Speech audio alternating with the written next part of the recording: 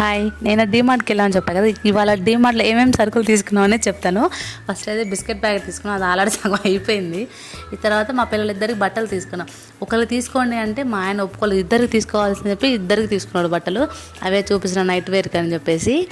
ఇగో 2 జతలు తీసుకోవాల్సింది, వద్దు అంటే ఒప్పుకోలేదు మా ఆయన. తర్వాత అవి ఎండు ద్రాక్ష, ఇవి గ్లూకోజ్. చిన్నప్పుడు మీకు ఎవరికైనా గుర్తుందా గ్లూకోండి?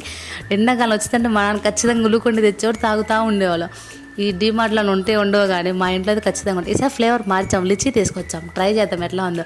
నారించి మిఠాయి ఎంతమంది గుర్తుంది చెప్పండి? చిన్నప్పుడు తినేవాళ్ళం. ఇప్పుడు అంటే డీమార్ట్కి, రిలయన్స్కి వెళ్తున్నాం కానీ మన చిన్నప్పుడు కిరాణా షాపులకి వెళ్ళేవాళ్ళం. నేనైతే మా తమ్ముడిని తీసుకుని వెళ్ళేదాన్ని.